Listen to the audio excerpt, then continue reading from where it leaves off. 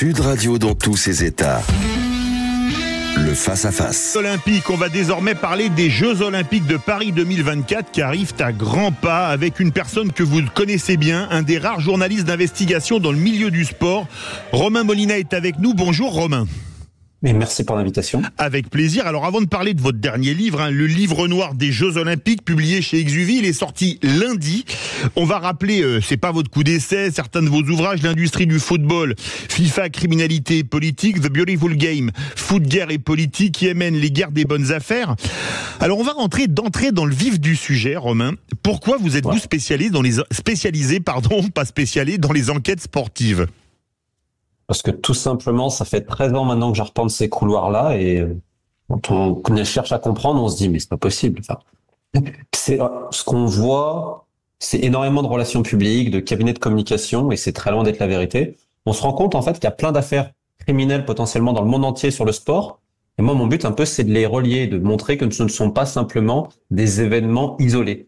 Donc entre la mauvaise gestion, les abus et autres, la corruption, les matchs truqués, c'est assez délirant. Et le problème, c'est que souvent le monde du sport s'affranchit de toutes les lois, outre les siennes. Et est-ce que vous n'êtes pas un peu tout à la fois un journaliste et un lanceur d'alerte ? Bon, je sais pas, mais en tout cas, il y a un énorme problème dans le milieu sportif. Et ça, la commission d'enquête de l'Assemblée nationale sur le dysfonctionnement des fédérations sportives en France l'avait montré avec un rapport au vitriol en janvier dénonçant une omerta absolument incroyable et un entre-soi presque inimaginable. Comme je le répète souvent, le monde du sport opère uniquement avec ses propres lois et se fiche bien des lois de différents pays. Preuve en est avec la FIFA ou le comité le CIO qui s'affranchit, eux, de toutes les lois dans le monde entier. Alors, avant de parler de votre livre, une question. Comment est-ce que vous l'avez commencé ? C'est des informateurs qui vous ont alerté sur tel ou tel dossier ou c'est une idée de départ et vous avez pris votre pelle et vous avez creusé ? En fait, en octobre-novembre, il y a une plateforme internet qui s'appelle The Inquisitor, qui a été fondée par un journaliste allemand, Jens Weinreich, qui est, on va dire, un peu l'un des ponts du journalisme de l'olympisme, parce que c'est vraiment un monde complètement différent, le monde olympique, le monde du football. C'est beaucoup plus fermé, c'est une secte. Vous l'expliquez d'ailleurs. Il m'a demandé d'être l'un des cofondateurs, et donc à partir de là, j'ai commencé à connaître des Lars Jørgensen, Craig Lord, qui sont, on va dire, des Anglais, Danois, Allemands, qui, on va dire, ça fait depuis 20-30 ans qu'ils baignent dans ce milieu-là. Et donc, au fur et à mesure, je me suis quand même écarté du foot, j'ai fait des choses sur l'escrime, la lutte, le kickboxing, la natation. Et donc, j'ai commencé à davantage comprendre ce qu'était ce mouvement olympique. Ça date depuis octobre-novembre. Et au fur et à mesure, je me suis dit, bon, mon idée, c'était de montrer aussi ce qu'était ce mouvement. Parce que rappelez-vous que Monsieur Hollande, Monsieur Macron, Monsieur Sarkozy nous bassinaient avec les valeurs olympiques. L'idée, c'était de montrer ce qu'étaient réellement ces dites valeurs olympiques. Alors, vous y allez très fort et on va après analyser point par point entre les budgets ubuesques, les arrangements entre amis politiques, financiers, les infrastructures inadaptées aux épreuves. Vous y allez très fort. Est-ce que vous n'êtes pas un peu pessimiste ou vous espérez que les choses puissent s'améliorer un jour, Romain Molina ? Mais je serais le premier ravi si ça se passait bien. Alors, le problème qu'on a, c'est soit on se tait, c'est beaucoup plus commode, parce que le silence permet l'impunité. Mais moi, je serais le premier ravi, je serais le premier à féliciter les gens quand ils travaillent bien. Il y a des choses bien qui sont faites parfois ici et là. Par contre, là, dans le dossier qui nous intéresse, on a un amateurisme qui est débordant. Alors, on va commencer par parler d'un sujet qui fâche, l'argent, les dépassements de budget. Rien que pour les JO paralympiques, il a fallu une rallonge de 33 millions, c'est ça ? Oui, récemment. Mais à chaque fois, on voit qu'il y a des rallonges. Et le problème étant, et là, c'est quand même un mensonge d'État, les Jeux Olympiques n'ont jamais générer des bénéfices dans l'histoire. C'est-à-dire que on nous a fait croire que Paris 2024 allait réussir ce que les États-Unis ont raté, la Russie a raté, la Chine, la Corée du Sud, le Royaume-Uni et le Japon. On est vraiment fort quand même en France. Sachant qu'il faut rappeler qu'à l'époque de Grenoble et Albertville, ça a été des trous financiers, de voir l'augmentation des impôts locaux, notamment à Grenoble, où je crois qu'ils ont mis 26 ans avant de tout rembourser. Et donc on nous a fait croire que la France qui avait raté, toutes ces grandes puissances qu'on raté, nous, Paris 2024, avec la bande de génie qu'on a mis, on allait réussir à faire un miracle. Donc les Jeux n'ont jamais payé les Jeux. Et voir Amilou Castera, Tony Estanguet et toute cette bande nous raconter ça, c'est au mieux du mensonge, au pire c'est de la malhonnêteté. Mais on nous disait qu'on avait déjà le stade olympique avec le Stade de France, où par exemple il n'y a pas eu de tournoi destination cette année pour aller jouer en province parce qu'il était en cours de modification, que les infrastructures étaient là et que donc ça coûterait pas trop cher. On nous a menti. Mais c'est un mensonge éhonté parce que c'est un numéro de communication où encore une fois, on a des gens qui vont employer des boîtes de relations publiques externes pour faire passer des messages avec des études dites indépendantes pour évoquer un ruissellement sur l'économie française. Mais je vais juste vous dire un exemple qui, moi, m'avait choqué. Ils avaient dit que le comité d'organisation, son financement allait être privé, je crois, vers 97% ou 96%. Sauf que s'ils avaient oublié de préciser quelque chose, c'est que ces dépenses-là, elles ne prennent pas en compte toute la politique de structure, qui, elle, sera financée par de l'argent public. Alors on va dire, ok, c'est bien, ça peut servir à l'ensemble des Français, on est d'accord. Mais en quoi les Français vont être impactés par le fait d'essayer de remettre à neuf un parc à la Courneuve pour faire l'épreuve de tir? On met 15 millions, et puis on se rend compte quelques mois après, ah non, en fait, c'est trop petit, on peut pas mettre le public, donc en fait, on va aller à Châteauroux, parce qu'on a déjà fait le Centre national du tir. Donc à quoi ont servi ces 15 millions, par exemple? C'est hallucinant. Et ils n'avaient pas pensé avant qu'il y avait... Mais justement, vous dénoncez dans votre livre l'amateurisme et le copinage. Alors là, vous avez un exemple, parce qu'il y a plusieurs exemples emblématiques. On a parlé du tir qui est parti de la Courneuve à Châteauroux. Est-ce que vous avez d'autres exemples à nous expliquer en termes d'amateurisme et de copinage, Romain Molina? Déjà, même avant ça, il y a les mensonges. Rappelez-vous la gratuité des transports. On devait refaire la tour Montparnasse aussi. C'était noté. Ah oui. La tour Montparnasse, elle n'a pas été refaite. On évoquait des nouvelles lignes de métro. Bon, non plus, ça n'a pas vraiment été le cas. Donc, alors, il y en a certaines qui ont été construites ou qui sont en construction, ou agrandies. 1,5 sur 4. Donc, on est très loin, en fait, de ce qui avait été annoncé. Et après, le plus gros couac, il y a deux couacs. Le premier, il a Tahiti, quand même. Parce que ce qu'ils ont fait là-bas, c'est une honte absolue. Je rappelle qu'également, ces Jeux Olympiques devaient être écolos. Oui.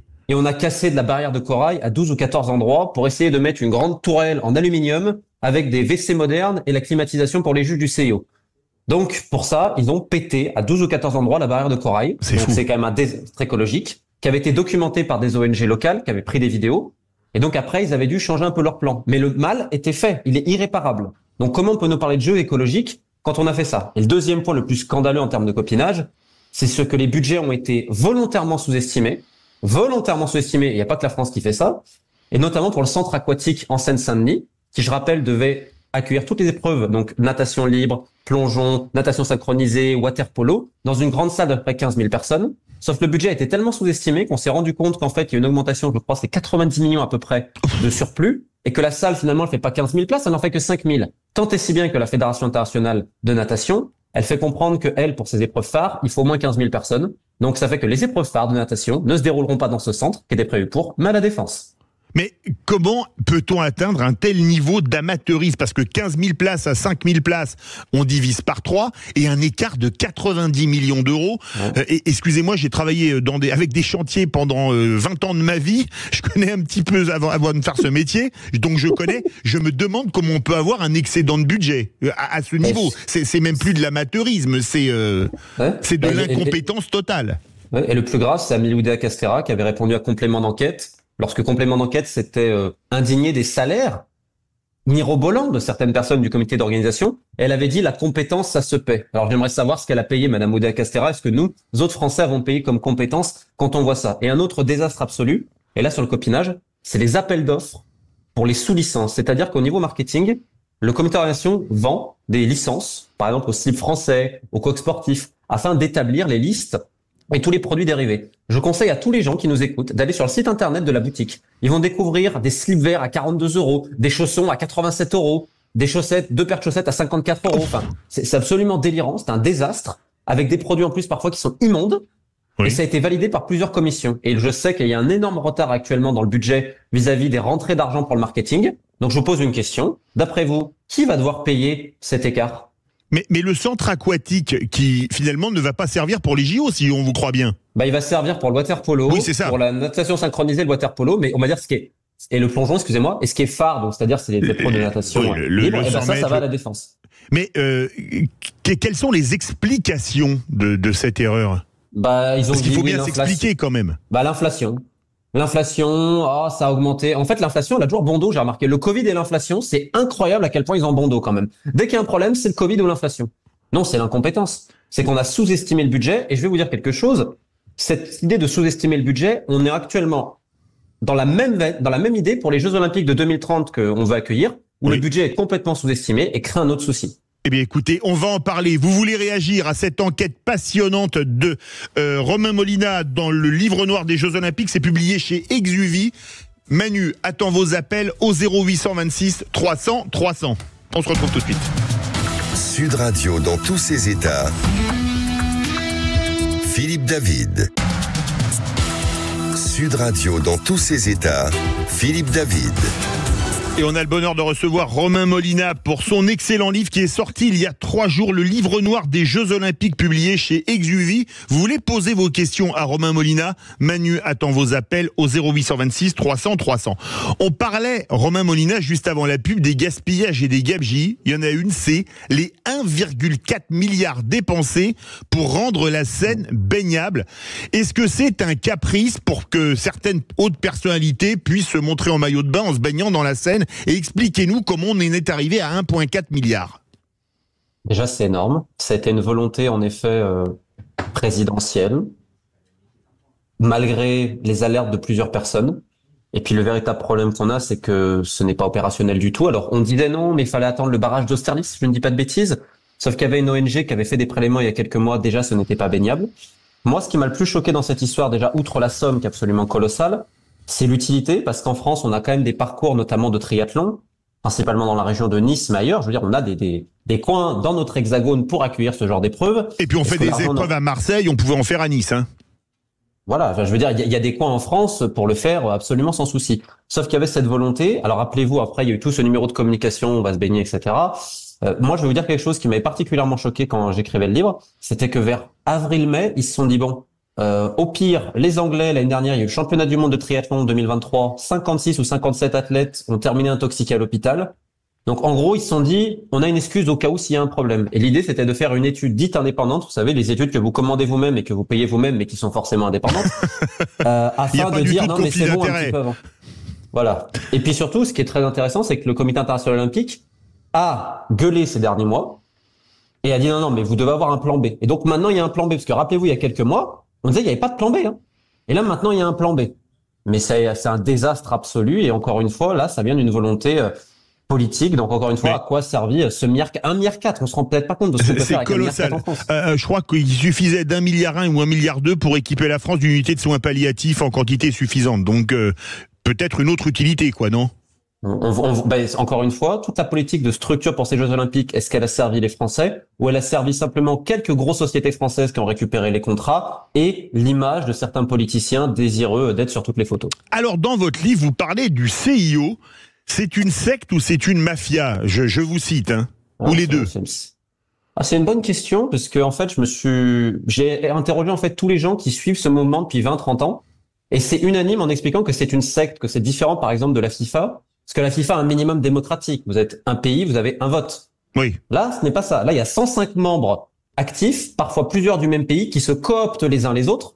Vous avez par exemple le prince de Monaco, vous avez l'émir du Qatar, vous avez une proche de Paul Kagame, le président du Rwanda, vous avez des anciens athlètes, vous avez des gens qui sont là depuis 20-30 ans. Et en fait, il n'y a absolument aucune transparence. On ne sait strictement rien de leurs réunions, de leur manière de s'élire les uns les autres. Et surtout, ils ne rendent de compte à personne. Et le plus important, c'est que cette organisation, très secrète au final, moi, je peux vous dire, j'ai travaillé autour du Yémen et de la guerre avec les Yéménites, et notamment les réseaux parfois djihadistes.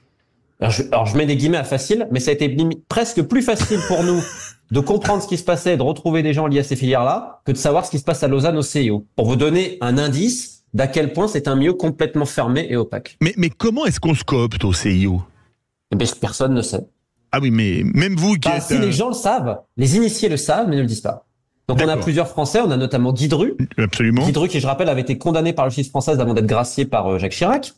On a des gens comme ça, on avait un Koweïtien, monsieur Al-Sabah, qui lui aussi a été condamné par la justice suisse. Et puis on a des cumulards, on va appeler ça comme ça, c'est-à-dire vous rentrez au CIO et vous siégez dans plein de commissions. Notamment un Australien qui s'appelle John Coates, qui vient de l'Aviron. Donc c'est discret, vous voyez, personne n'en parle. Et le silence permet l'impunité. Et je vais vous donner juste un exemple pour vous montrer à quel point c'est une monstruosité. Ce fameux John Coates, c'est un des papes de l'olympisme, ça fait 30 ou 40 ans qu'il est dans le milieu. Et c'est le patron du tribunal arbitral du sport, donc la plus grande juridiction sportive au monde. Et pour que les gens comprennent, lors des Jeux Olympiques de Sydney 2000, ce monsieur s'était vanté, et ça on a sorti les bandes audio dans le Guardian il y a 2 ans, d'avoir acheté des votes, notamment du Kenya et de l'Ouganda. Donc comment vous pouvez m'expliquer que l'homme qui a acheté des votes peut être aujourd'hui le président de la plus haute juridiction sportive internationale qui avait été créée, financée par le CIO? Alors, en tout cas, le CIO, il a une très bonne capacité d'adaptation puisqu'il peut travailler autant avec des démocraties qu'avec des dictatures ou des régimes autoritaires. Oui. Il y a eu des JO à Paris, à Londres, à Rio, à Pékin ou à Moscou, ou à Sochi, pardon. Ah oui, de partout, oui. Et puis avec tous les partis politiques. Alors, ce qui est bizarre, c'est que son président, Thomas Bach, il adore tous les chefs d'État au monde, Enfin, aujourd'hui, ils font croire qu'ils sont contre la Russie, alors que Thomas Bach a été décoré par Vladimir Poutine. Faut quand même le rappeler. Pendant 20 ans, ils ont mangé à la gamelle de Vladimir Poutine et de ses amis. Mais c'est Donald Trump. Bizarrement, il s'entendait pas avec Donald Trump, sinon il s'entend avec tout le monde. Et particulièrement avec Emmanuel Macron. Mais c'est vrai, Ouzbékistan, Azerbaïdjan, il y a plein de pays où le CIO, on leur déroule le tapis rouge, de toute façon dans tous les pays du monde, et ils font des photos et des clips promotionnels en vantant les régimes en place. Alors justement, Thomas Bach, je vous cite, il s'appelle lui-même le roi soleil du CIO. Est-ce que vous pouvez nous... Comment ? Le Kingston, comme on l'appelle à Lausanne, exactement. J'ai traduit en français, le roi soleil, évidemment. Oui. Ah mais c'est sa cour, hein. Il a une cour autour de lui. Et par exemple, son directeur de la communication institutionnelle, monsieur Christian Klau, il prend plus de 540 000 $ à l'année. Alors je pense que c'est des salaires qu'on n'a jamais vus.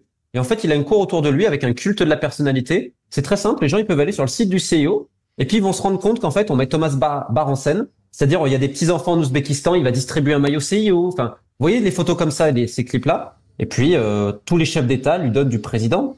Faut voir les allocutions de monsieur Hollande et monsieur Macron, qui le regardaient en disant « Oh, monsieur le président, oh, monsieur le président ». Donc, le problème qu'on a, c'est que les chefs d'État dans le monde entier lui donnent une importance absolument incroyable. On se demande quel est le véritable monarque et le véritable président entre un chef d'État et Thomas Bach. Mais alors, ce qu'il y a d'hallucinant, on apprend dans votre enquête que le CIO ne redistribue pas d'argent aux athlètes olympiques ? Zéro. C'est les pays, en fait, qui redistribuent ensuite selon les médailles. Mais comment ça se fait ? Le CIO ne leur... Parce que c'est eux qui fixent les règles. C'est-à-dire qu'aujourd'hui, prenez même la France. On signe des contrats avec le CIO. Aujourd'hui, admettons, vous avez envie de faire une manifestation une semaine avant, une semaine après les JO. C'est noté dans le contrat signé que vous devez avoir l'accord du CIO.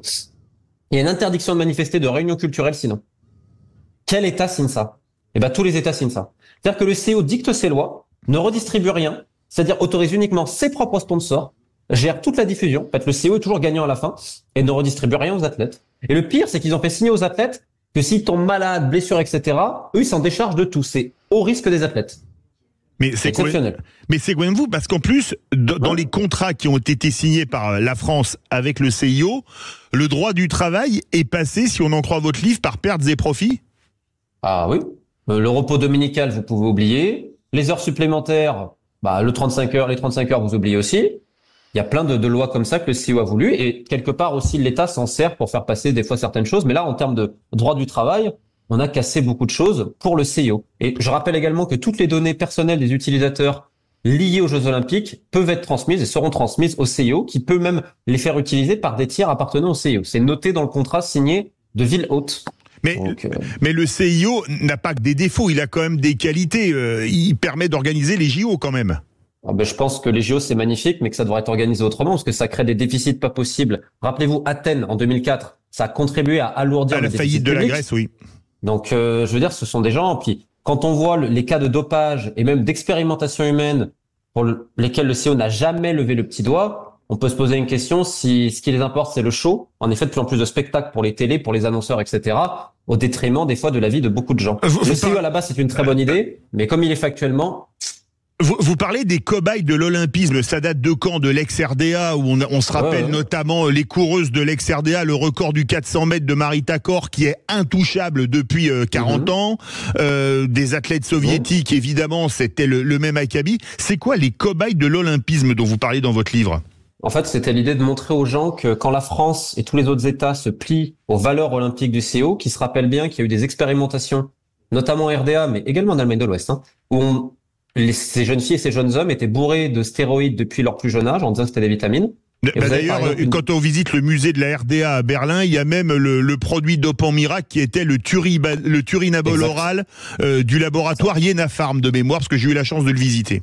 Exactement. Et donc, il y a des femmes, par exemple, qui cherchaient à avoir un enfant avec leur conjoint, et en faisant un test chez le gynécologue lui dit, mais vous avez l'appareil génital d'une femme de 12 ans. Tellement leur corps a été meurtri, a été blessé par tout cela, a été bouleversé. Et vous avez l'exemple de Heidi Kruger, qui était une lanceuse de poids. Absolument. Elle a commencé à avoir de la pilosité, sa voix, tout le monde pensait que c'était un homme. Son corps, elle a commencé à faire 90-100 kilos, sans compter ses articulations détruites par le surentraînement, tant et si bien son corps ne lui appartenait plus. On ne savait plus si c'était un homme ou une femme.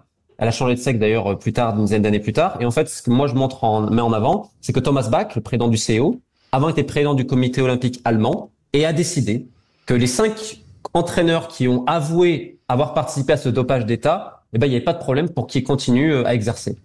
Alors, à partir de là, excusez-moi, comment vous pouvez dire les valeurs de l'olympisme quand à l'époque, vous autorisez, vous dites faute avouée à moitié pardonnée, mais là c'est pas une petite faute. On parle d'expérimentation humaine. Il y a eu combien de vies ont été détruites par ces gens-là? Mais pour Thomas Bach, il n'y a pas de problème. Il pouvait être réintégré dans la grande famille olympique. Et je rappelle qu'en 2013, rapport également qu'en Allemagne de l'Ouest, le dopage existait aussi.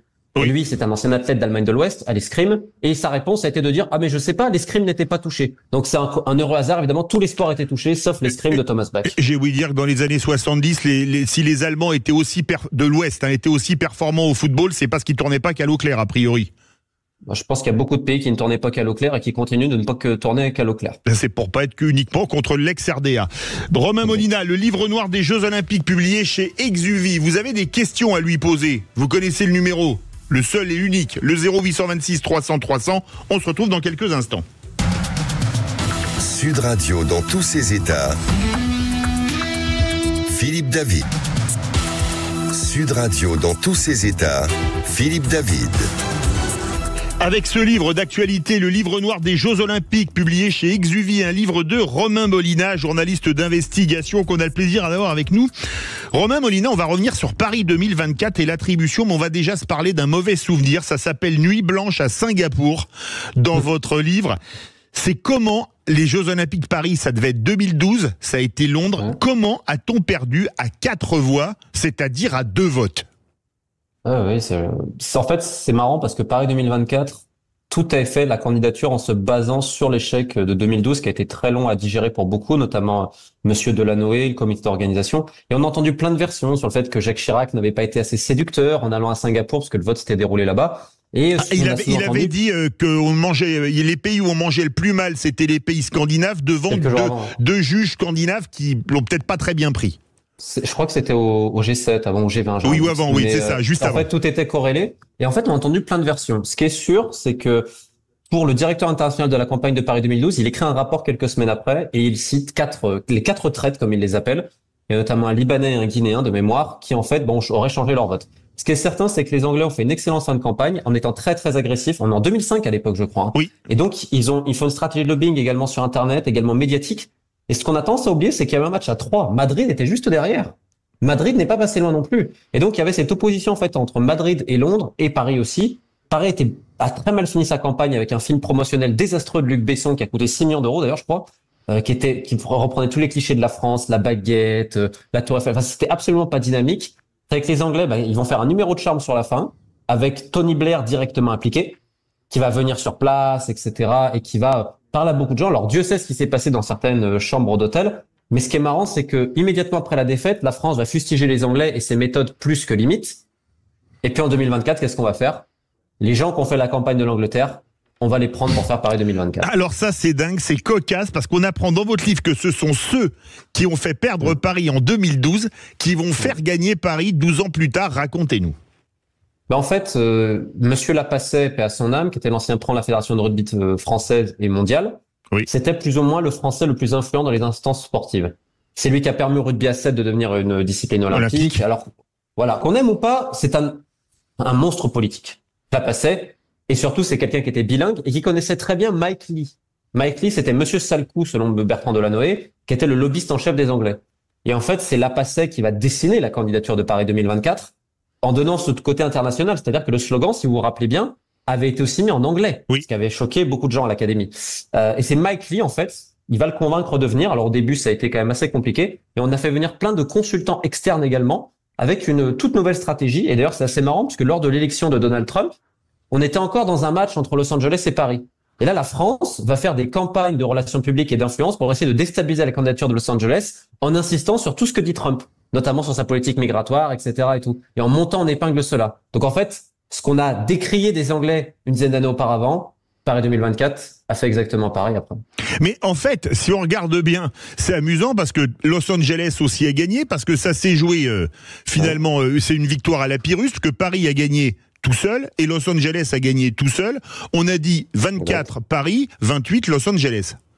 Déjà, ça évite les scandales de corruption, parce que moi je peux vous dire que Tokyo 2020, il y a plusieurs enquêtes ouvertes, mais notamment en Afrique, des votes ont été achetés, notamment par une personne française, et mon petit doigt me dit qu'elle est au comité d'organisation de Paris 2024 et que tout le monde est au courant.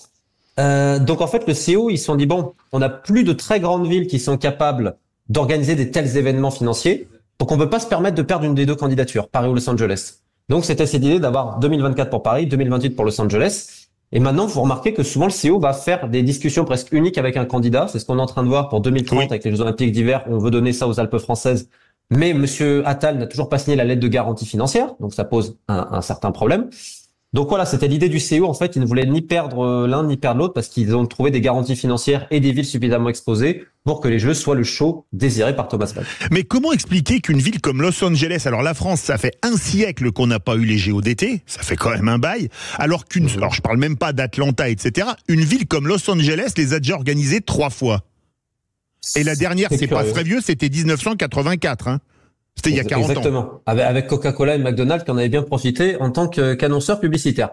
Exactement. Après, c'est une question de finance aussi. La France a souvent été candidate. Hein. Rappelez-vous, on a essayé de mettre Lille à la fin des années 90. Il y avait la candidature de Paris 2008 qui avait été un four absolu. Ah oui. Donc, Paris avait candidaté plusieurs fois. Le problème, c'est que souvent, les dossiers n'étaient pas bons. C'est comme Annecy qui candidate pour 2018 pour les Jeux Olympiques d'hiver. Un désastre absolu. Mais alors, quand je dis absolu, c'est absolu.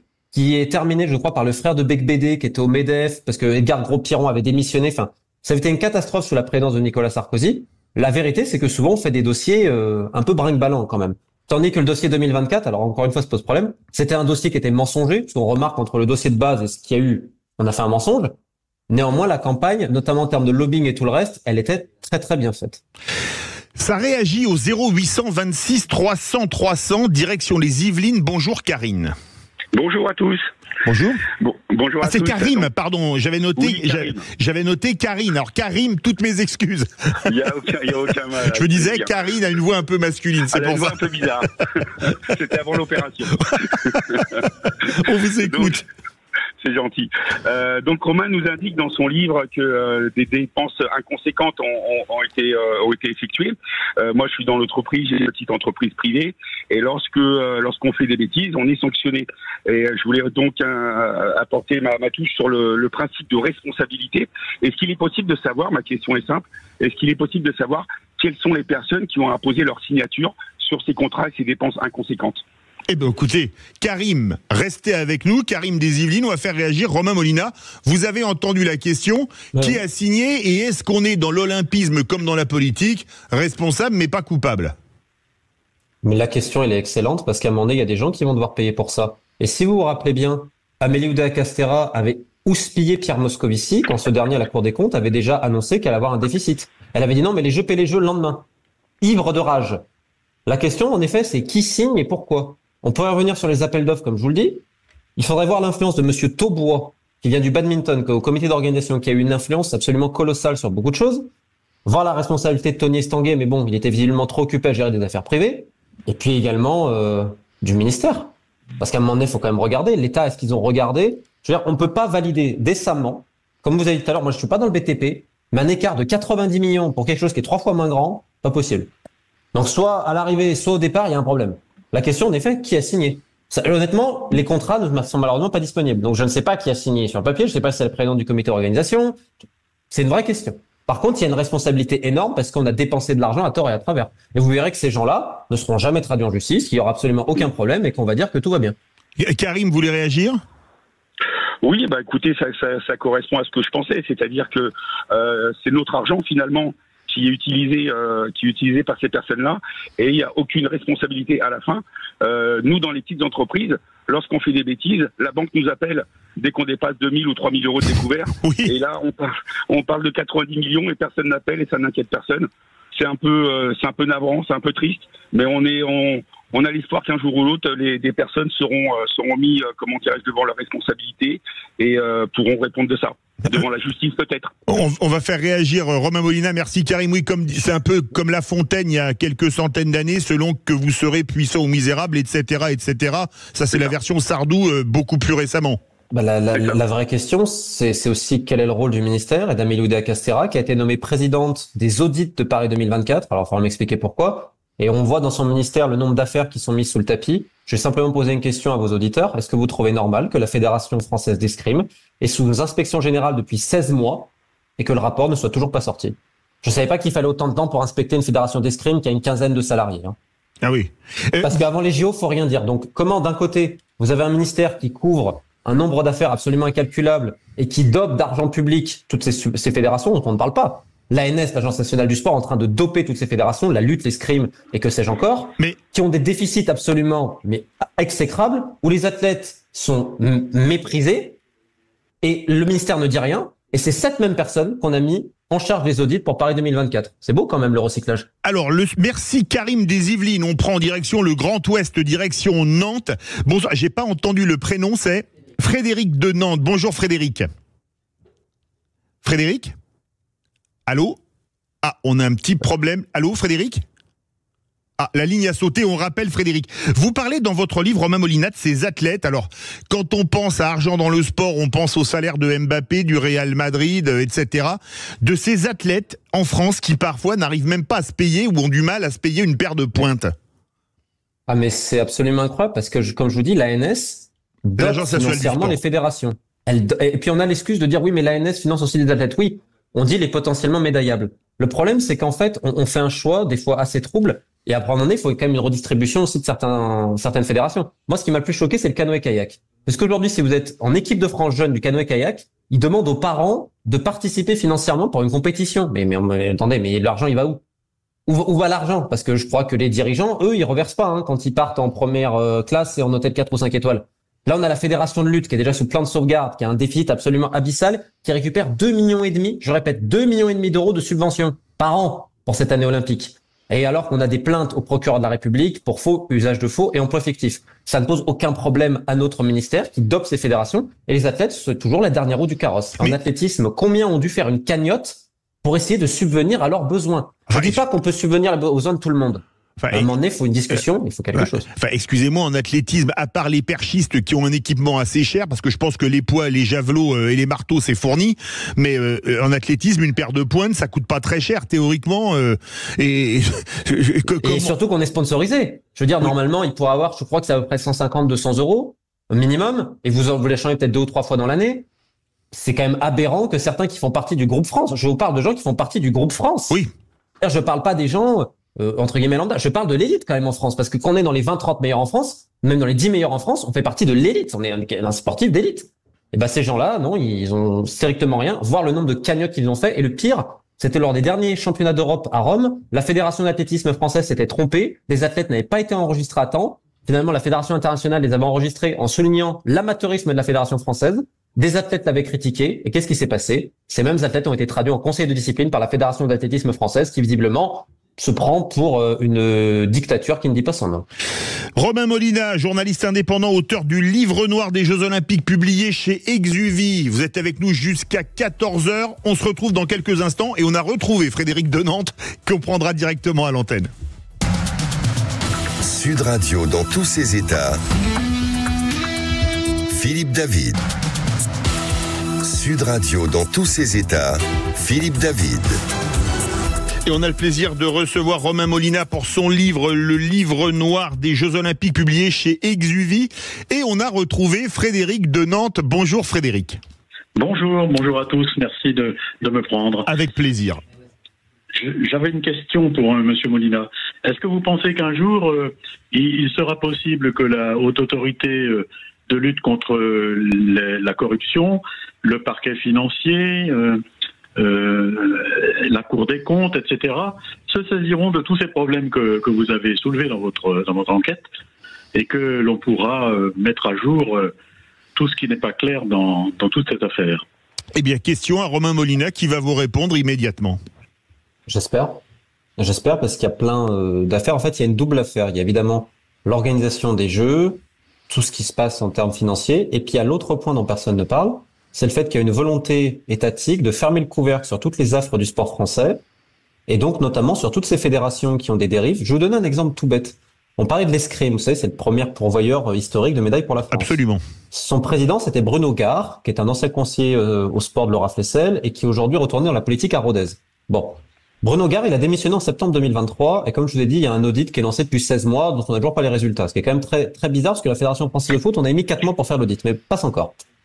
Il est sorti dans la presse de Rodez, si je ne dis pas de bêtises, des courriels confidentiels expliquant que Bruno Gare avait utilisé la carte de crédit de la Fédération française d'escrime pour faire des fausses factures Airbnb et pour notamment réparer le véhicule de sa femme, aux frais donc de la Fédération d'escrime.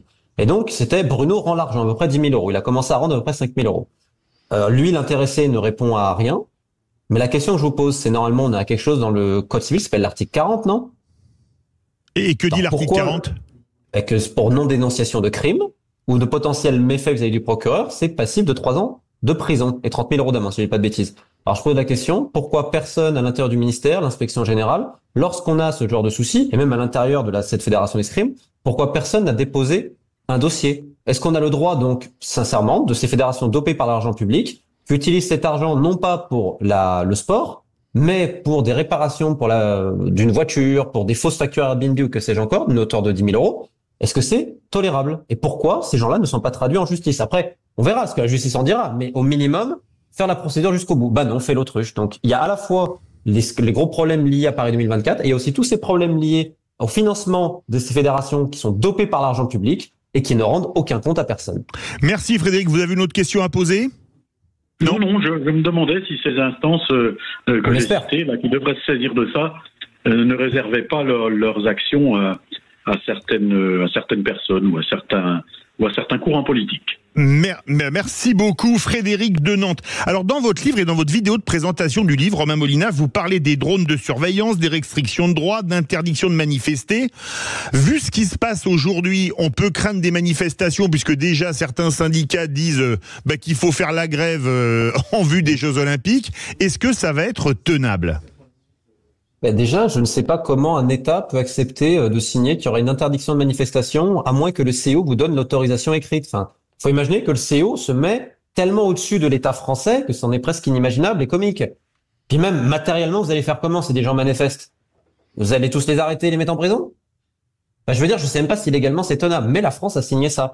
Et en fait, le CO, comme je vous dis, est toujours gagnant à chaque fois, et vu le contexte actuellement, et surtout la cérémonie d'ouverture qui est quand même par toutes les agences de renseignement du monde. Et pourtant, les Américains, les Israéliens, tous ont dit à la France, mais vous êtes complètement fous de faire ce que vous faites. C'est la grande peur aujourd'hui, elle est pour la cérémonie d'ouverture. Et on va terminer sur les JO, encore une question, et après on va parler du football professionnel et notamment des droits télé qui font beaucoup jaser en ce moment et dont vous parlez régulièrement, notamment sur votre chaîne YouTube. J'avais une dernière question. Oui, le déficit, on l'évalue ou vous l'évaluez à combien, le déficit prévisible des Jeux Olympiques, le trou qu'il va falloir combler en tout état de cause? Alors déjà, Pierre Moscovici avait annoncé quand même qu'il allait avoir un déficit. Je tiens à rappeler. Mais immédiatement, comme je vous dis, on lui a soufflé dans les bronches, comme dirait ma mère. Le budget officieux, il est entre 11 et 12 milliards aujourd'hui, alors qu'à la base, il était entre 6 et 7. 12 milliards? Entre 11 et 12, ouais. Aujourd'hui, on est à peu près entre 11 et 12. De déficit? Non, au total. Et le budget prévu était entre 6 et 7. Ah, d'accord, ok. Donc, vous comptez, c'est le double. D'accord, donc, ok. Effectivement, ça fait quand même un très gros écart. On va continuer parce qu'on en parle beaucoup. C'est un des feuilletons de l'été. Les droits télé pour le football. Alors on a eu je sais pas comment on peut appeler ça, un imbroglio ou une tartufferie Mediapro. Où est-ce qu'on en est notamment avec la création de la chaîne de télé de la Ligue de football? S'ils veulent couler, oui, c'est pas mal, c'est bien. Mais si vous voulez, dans l'incompétence, on parlait des JO, mais alors là, on a un niveau d'incompétence et encore une fois de gens hors sol qui, encore une fois, ne sont pas contrôlés alors qu'ils ont des délégations de service public. Donc encore une fois, que fait le ministère? On a une ligue de football professionnel qui a quasiment doublé son budget, son train de vie, qui est aujourd'hui entre 110 et 120 millions par an. Ce sont les clubs qui vont le payer à travers ces droits TV. Donc là, ils veulent faire une chaîne de TV qui normalement sera décidée demain et qui sera diffusée sur Discovery.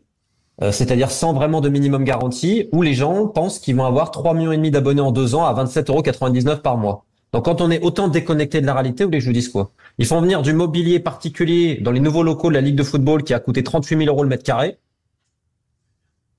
Donc, je vais faire très simple pour que les gens comprennent. Les clubs de foot professionnels, ce sont des gouffres financiers parce qu'ils sont gérés n'importe comment.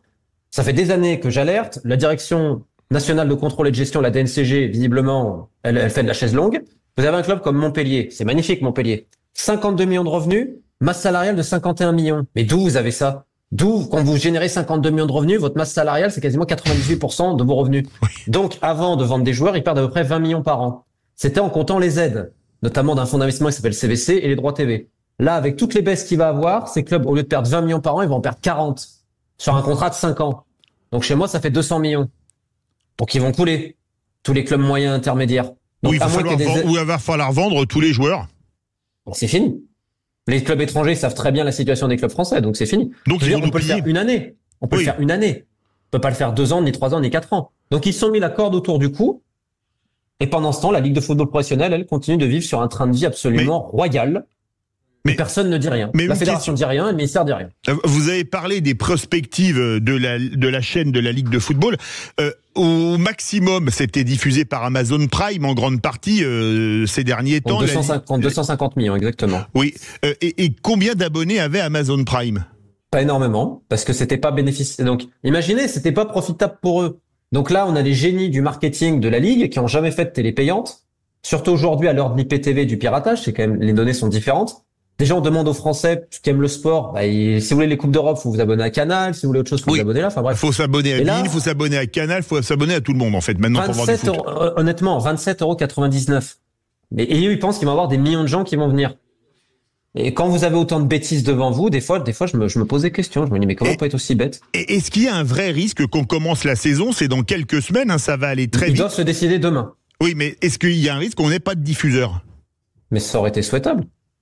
Parce que vous faites péter le système. Alors oui, le nouveau sponsor McDonald's, les sponsors n'auraient pas été contents pendant 1-2 journées. Mais là, l'idée de sauvegarder un système qui est complètement déficitaire et qui va encore une fois demander à l'État, donc aux contribuables, des aides, et qui va encore faire plus de dettes et plus de prêts, est-ce que c'est souhaitable? Pas du tout. Donc demain, ils doivent se décider pour l'offre de Discovery, parce que l'ultimatum était pour le 12 juillet. Oui. Donc l'idée, c'est de diffuser cette chaîne sur Discovery. Discovery gardera une partie forcément des 27,99 parce qu'ils ont l'abonnement max.